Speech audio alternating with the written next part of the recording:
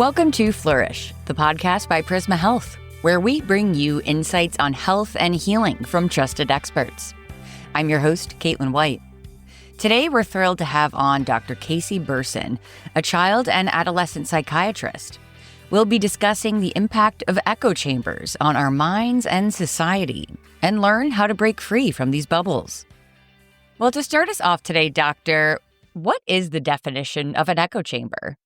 I love this question. So I think about an echo and what that sound actually is when you yell out into a cave or an enclosed area, any tunnels that you're maybe biking through or walking through, and you yell out a sound and it comes back to you, right? We go the echo, echo, echo, kind of coming back.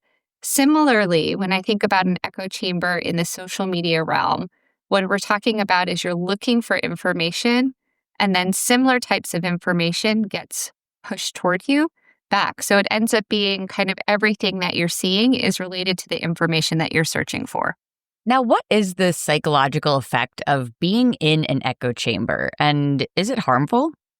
That's such a hard question because it really depends on echo chamber that you're in.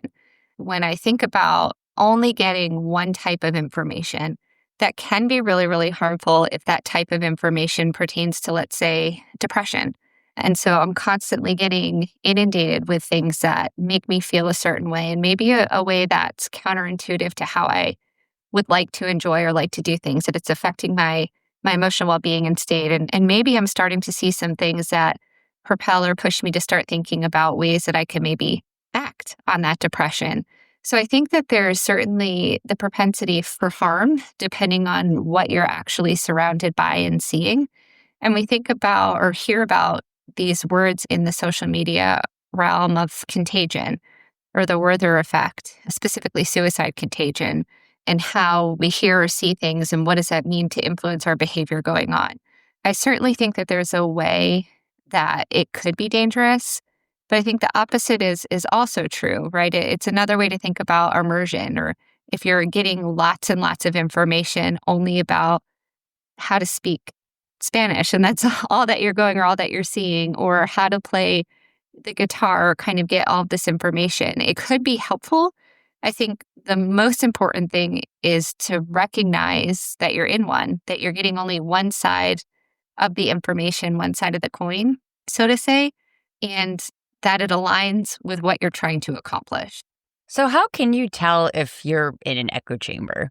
This is where it's important to really take a break and take a step back and look analytically at what information is being suggested for you.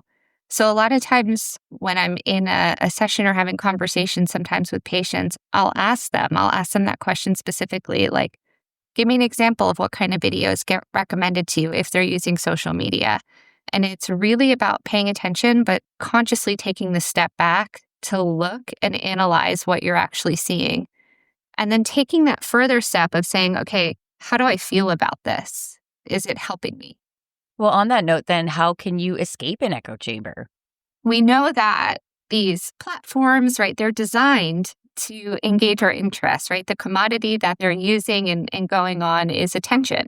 And so similarly to how we started to get into the echo chamber, which is searching things, a way to get out of it is to intentionally search for the opposite of what we're looking for, or for completely different information than was there, to kind of broaden the horizons of what actually gets recommended for you and what you're seeing. And what can we do if we suspect a loved one is kind of trapped in one of these echo chambers? So I think it's always nice to take a break and make sure we're connecting with people in a way, not just online, but in other areas and other ways of life. Taking the time to pursue other interests and maybe doing that together, talking with them and holding the real conversation, sometimes hard conversations, and finding other common grounds in other ways. I think we're drawn to social media sometimes, or really just communities, because we feel a part of something and we want to feel a part of something. We want that connection and to bring close together. And so it's finding a variety of ways to do that with different people, I think, can help sometimes. Thank you, Dr. Berson, for sharing these valuable insights on the effects and challenges of echo chambers. If you want to delve in further and stay updated with the latest in health and well-being, visit prismahealth.org/flourish. Don't forget to subscribe to Flourish and join us next time as we continue to explore topics that help you lead a healthier and more informed life. Stay open-minded and keep flourishing.